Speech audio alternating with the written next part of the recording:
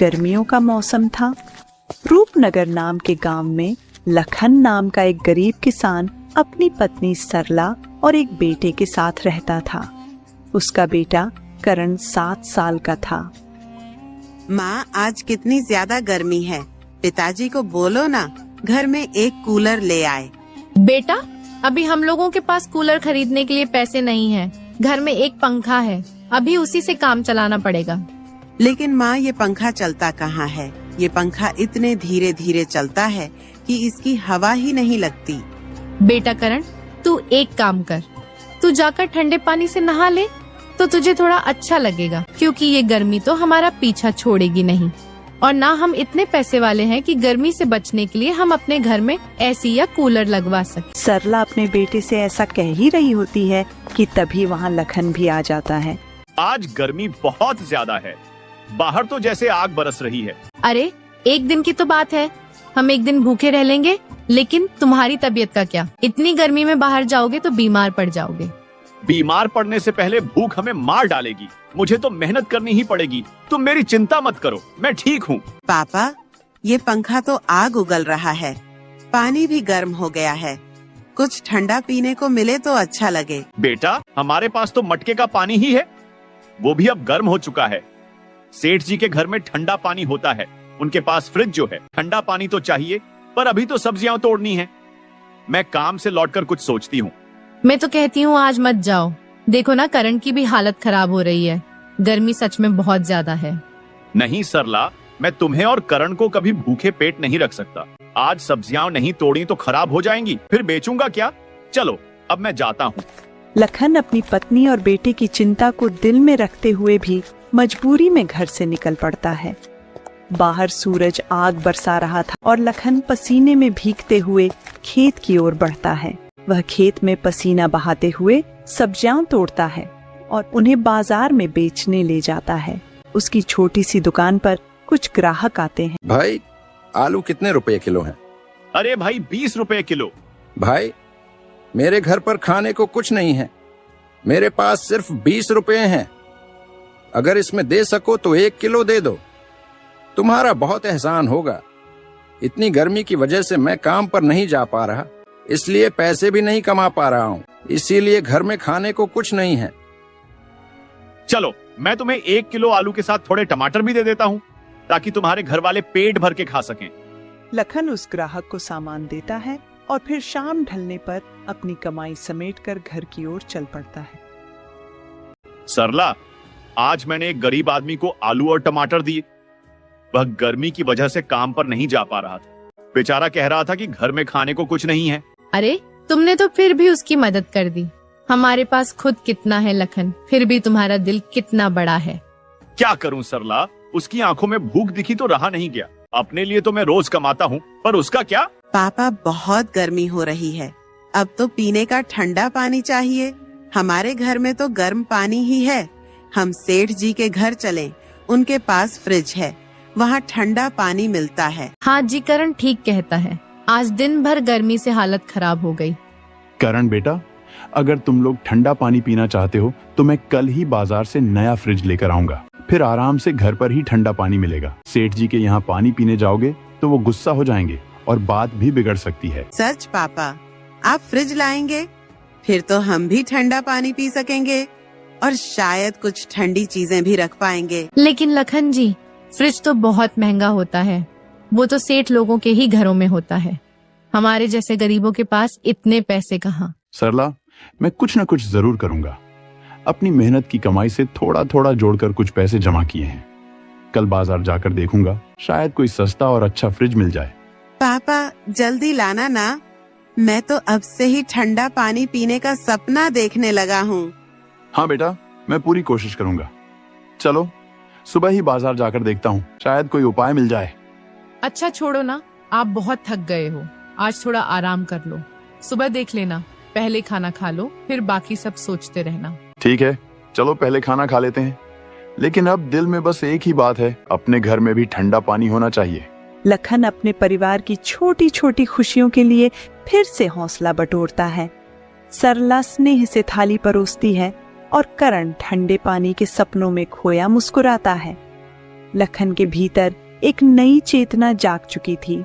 अपने घर में भी फ्रिज होगा। वह मन ही मन अगली सुबह की योजना बनाने लगता है, उम्मीद की एक नन्ही लौ के साथ। और अगली सुबह वह बाजार के लिए निकल जाता है। भाई साहब, वो कोने में जो छोटा सा सफेद फ्रिज रखा है, उसकी क्या कीमत है? मुझे बस ऐसा ही कुछ चाहिए जो थोड़ा ठंडा पानी दे सके। वो छोटा वाला? हाँ, वो 14,000 रुपए का है। अच्छा मॉडल है, बिजली भी कम खाता है और ठंडक भी बेहतरीन देता है। अब तो लोग यही ले रहे हैं। तुम्हें चाहिए क्या? 14,000 रुपए? अरे भाई, इतना महंगा? मेरे पास तो कुल मिलाकर 3,000 रुपए ही हैं। मैंने तो सोचा था कि इतने में कुछ छोटा मोटा मिल जाएगा। क्या इतने में कुछ भी नहीं मिल सकता? 3,000 रुपए में? अरे भाई, इस शोरूम में तो कुछ नहीं मिलेगा। यहाँ तो सब नया और ब्रांडेड सामान है। 3,000 में तो शायद एक पंखा भी नहीं मिल पाएगा। तुम्हें फ्रिज चाहिए या फिर कुछ और? नहीं नहीं, मुझे तो सिर्फ फ्रिज ही चाहिए। देखो, घर में गर्मी बहुत है। मेरा बेटा तो ठंडा पानी मांगता है और बीवी भी परेशान है। कोई पुराना मॉडल या छोटा सा फ्रिज नहीं मिलेगा क्या? बस पानी ठंडा कर दे, इतना ही काफी है। यहाँ ऐसा कुछ नहीं है भाई, ये शोरूम है। यहाँ पुराना सामान कहाँ मिलेगा? सब नया और चमचमाता है। वैसे तुम किसी कबाड़ी से पुराना ले आओ 500 में, और अगर चाहो तो EMI पर इसे ले जा सकते हो। अब तो हर कोई किस्त पर ही ले रहा है। नहीं नहीं, मैं किस्त पर नहीं लूंगा। EMI में इंसान बर्बाद हो जाता है। आज 600 रुपए देंगे, कल ब्याज चढ़ेगा, फिर कर्ज के बोझ तले दब जाएंगे। मैंने गांव में देखा है, लोग किस्तों के चक्कर में अपना घर तक बेच देते हैं। मुझे ऐसा नहीं करना। मुझे इसे अपनी मेहनत से ही हासिल करना है। तो फिर आप यहाँ गलत जगह आ गए हैं। यहाँ 3,000 रुपए में आपको कुछ भी नहीं मिलेगा। लेकिन आप एक जगह जा सकते हैं जहाँ आपको फ्रिज मिल जाएगा। यहाँ से बस 20 कदम पर एक दुकान है, वहां जाकर देख सकते हैं। लेकिन जब मैं रास्ते से आ रहा था तो मुझे वह कबाड़ वाले की दुकान कहीं नहीं दिखी। क्या आप मुझे उसका सही पता बता सकते हैं? देखो, यहाँ से बाहर निकलो, बाईं ओर मुड़ जाना, फिर सीधे चलते रहना। बाजार के आखिरी छोर पर एक चौराहा आएगा, वहां से दाहिनी गली में मुड़ जाना। वहां कुछ लोग पुराना सामान बेचते हैं, फ्रिज, पंखे, सब कुछ मिलेगा।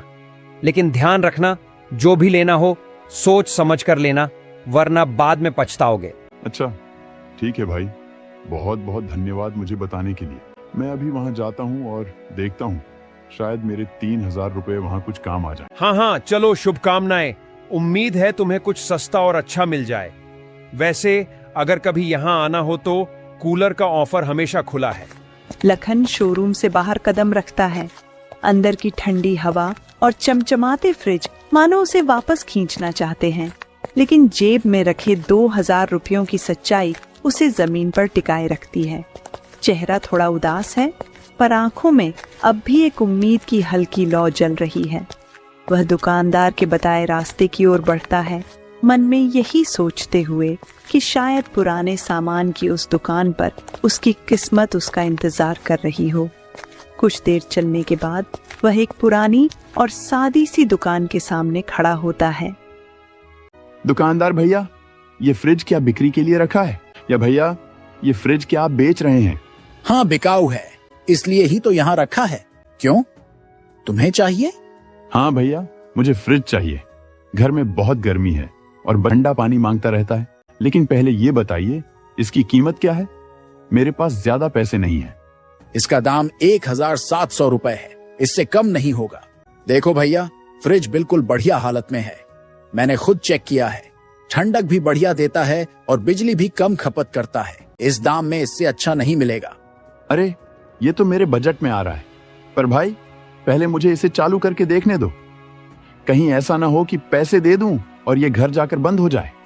अरे भैया, मैं इतना बेकार सामान नहीं बेचता। मुझ पर भरोसा रखो, तुम्हें कोई खराब चीज नहीं दूंगा। अभी लाइट नहीं है, वरना मैं चालू करके दिखा देता कि फ्रिज एकदम सही चलता है।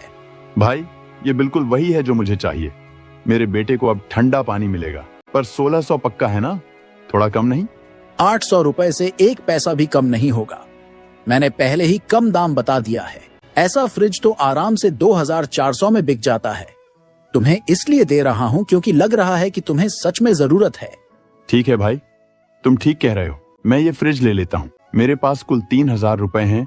1,700 रुपए तुम्हें दे देता हूँ और बाकी के 300 से मैं इसे घर तक ले जाने का इंतजाम कर लूंगा। बिल्कुल, सौदा पक्का। तुम अच्छे इंसान लगते हो, इसलिए खुशी से दे रहा हूं। ये फ्रिज तुम्हारे बड़े काम आएगा। बस इसे साफ सुथरा रखना और बिजली ठीक से देना, सालों साल चलेगा बिना दिक्कत के। जरूर भाई, तुम्हारा बहुत बहुत धन्यवाद। अब मैं इसे लेकर घर चलता हूँ। लखन पास ही खड़े एक मजदूर को आवाज देता है और बाकी बचे 200 रुपए में उससे फ्रिज अपने घर तक पहुंचवाने का इंतजाम कर लेता है। पापा, ये क्या लाए हो?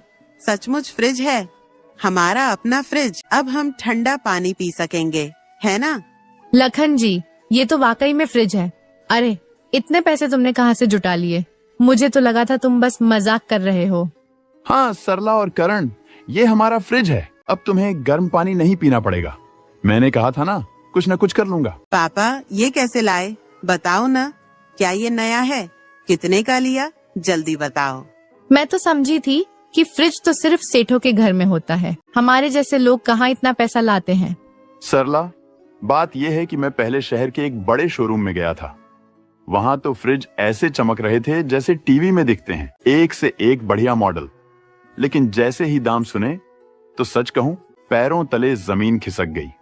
एक छोटा सा फ्रिज भी 16,000 का। सोचता रहा, इतने पैसे तो पूरे घर का महीना चला लें। 16,000 इतने पैसे तो हमारे पास कभी हुए ही नहीं। फिर क्या हुआ? हाँ, मैंने भी यही सोचा। वहां के दुकानदार ने समझाया, क्यों परेशान हो रहे हो साहब, किस्तों में ले लो, बस 600 रुपए महीने दो। लेकिन मैं जानता हूं ऐसे चक्करों में इंसान कैसे उलझ जाता है। मैंने साफ मना कर दिया। बोला, भाई साहब, कर्ज में तो इंसान जीते जी मर जाता है। मैं ऐसा कोई खतरा नहीं उठाने वाला। सही किया, कर्ज का बोझ हमारे जैसे लोगों को और दुख देता है। फिर तुमने ये फ्रिज कहाँ से लिया? लेकिन मैंने हार नहीं मानी। सरला, उस शोरूम वाले ने जाते जाते एक बात बताई। कहा कि बाजार के पीछे वाली गली में पुराने सामान की दुकानें हैं, वहां देख लो। मैं चल पड़ा। धूप तेज थी, थकान भी थी, लेकिन मन में उम्मीद बाकी थी। वहां पहुंचा तो अजीब ही दुनिया थी। हर ओर सामान बिखरा पड़ा था। पुराने पंखे, टूटी फूटी टेबलें, लकड़ी की कुर्सियां। और तभी मेरी नजर उस फ्रिज पर पड़ी। चालू हालत में था, ठंडी हवा दे रहा था। दिल ने कहा, यही है। सौदा पक्का किया। हमारे पास जो 3,000 रुपए थे, उसमें से 800 रुपए फ्रिज में गए और 200 रुपए मजदूर को दिए ताकि वो इसे हमारे घर तक पहुंचा दे। तुमने तो कमाल कर दिया लखन। इतने कम पैसों में फ्रिज लाना कोई छोटी बात नहीं। अब करण को ठंडे पानी की जो ख्वाहिश थी वो भी पूरी हो जाएगी। तुमने सिर्फ फ्रिज नहीं लाया, तुम हमारे सपनों को एक नई ठंडक दे लाए हो। ये मेहनत की जीत है लखन। हमारी जिद, हमारा प्यार, सब इसमें सांस ले रहा है। रमेश चारपाई पर बैठा था, अपने परिवार की खुशी को निहारते हुए। बच्चों की हंसी, बीवी की आंखों में राहत, सब कुछ देखकर उसके चेहरे पर संतोष की एक शांत। गांव में रमेश के फ्रिज खरीदने की खबर आग की तरह फैल चुकी थी। हर कोई हैरान था। पास ही श्याम और राजू आपस में धीरे धीरे बात कर रहे थे। श्याम, क्या तूने सुना है? कल लखन ने फ्रीज खरीद कर लाया है। अरे वही लखन जो खेत में सब्जियां तोड़ता है? कैसे लाया होगा इतने पैसे? हाँ भाई, मैंने भी सुना। गांव में सब यही बात कर रहे हैं। कहते हैं पुराना फ्रिज लिया है लेकिन ठंडा पानी देता है। अब उसके घर में मटके का गर्म पानी खत्म, ठंडा ठंडा पानी शुरू। अरे भाई, ये तो कमाल हो गया। लखन जो 2 वक्त की रोटी के लिए दिन रात खटता था, अब उसके घर फ्रिज आ गया। मैं तो कहता हूँ गर्मी ने उसका दिमाग ठंडा कर दिया होगा। हंस मत, गर्मी तो सचमुच जान ले रही है। मेरे घर में भी बच्चे दिन भर ठंडे पानी के लिए तड़पते रहते हैं। अब तो सेठ जी के घर जाकर पानी मांगना पड़ता है और वो भी मुंह बना कर देते हैं। लखन ने तो अच्छा किया, हम भी ठीक कहते हैं। वैसे मेरे लिए भी ये फ्रिज किसी काम का हो सकता है। सुना है फ्रिज का पानी बहुत ठंडा रहता है। मेरी बेटी के ससुराल वाले अगले हफ्ते आ रहे हैं, उनके लिए तो ठंडे पानी का इंतजाम करना ही होगा। अरे बेटी के ससुराल वाले आ रहे हैं तो फिर तुझे कुछ बढ़िया इंतजाम करना पड़ेगा। गर्मी में गर्म पानी पिलाकर तो बेइज्जती नहीं करनी। हाँ बिल्कुल, मैं सोच रहा हूँ क्यों ना लखन से बात करूं। उसका फ्रिज कुछ दिनों के लिए किराए पर ले लूं। मेहमानों को ठंडा पानी पिलाएंगे, थोड़ा रौब भी जमेगा। वाह श्याम, तू तो बड़ा चालाक निकला। लखन का फ्रिज किराए पर लेगा और ससुराल वालों के सामने सेठ बन जाएगा। चल, ये आइडिया बुरा नहीं है। अरे सेठ बनने की बात नहीं है, बस इतना चाहता हूँ कि मेहमानों को कोई तकलीफ ना हो। गर्मी में ठंडा पानी तो बनता ही है।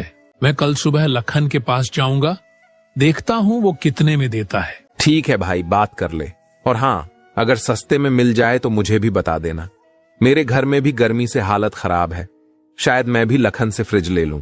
हाँ हाँ, क्यों नहीं। चलो, अब रात होने वाली है, कल लखन से बात करके देखते हैं क्या सौदा बनता है। श्याम और राजू अपने अपने घर की ओर चल पड़ते हैं। अगली सुबह श्याम अपने मेहमानों के लिए ठंडे पानी का इंतजाम करने की सोच के साथ लखन के घर पहुंचता है। लखन भाई, मैंने सुना है तूने फ्रिज ले लिया। गांव में तो बस तेरी ही बात हो रही है। मैं सोच रहा था थोड़ी देर के लिए तेरे आऊं। हाँ श्याम, ले लिया फ्रिज। गर्मी में घर वालों की हालत खराब हो रही थी तो सोचा कुछ करना ही पड़ेगा। पर तू यहाँ कैसे? सब ठीक है ना? हाँ हाँ, सब ठीक है। दरअसल लखन, अगले हफ्ते मेरी बेटी के ससुराल वाले हमारे घर आ रहे हैं। इस भयंकर गर्मी में ठंडा पानी न हो तो बड़ी मुश्किल होगी। सुना है तेरा फ्रिज बहुत अच्छा ठंडा पानी देता है। सोच रहा था अगर तू कुछ दिन के लिए अपना फ्रिज मुझे दे दे तो बड़ी मेहरबानी होगी। अरे श्याम, बात तो तेरी सही है, लेकिन ये फ्रिज मैंने अपने घर की जरूरत के लिए लिया है। करण और सरला गर्मी से बहुत परेशान थे। अगर मैं तुझे दे दूं तो मेरे घर वाले फिर से गर्म पानी पीने को मजबूर हो जाएंगे। बड़ी मुश्किलों से थोड़ा थोड़ा जोड़कर ये फ्रिज लिया है भाई। लखन भाई, मैं तेरी मजबूरी समझता हूँ। बस कुछ ही दिन की तो बात है।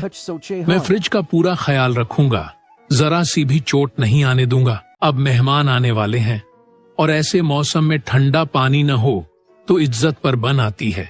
तू तो अपने गांव का भाई है, मेरी थोड़ी मदद कर दे, बड़ी मेहरबानी होगी। नहीं श्याम, मैं सच में चाहकर भी नहीं दे सकता।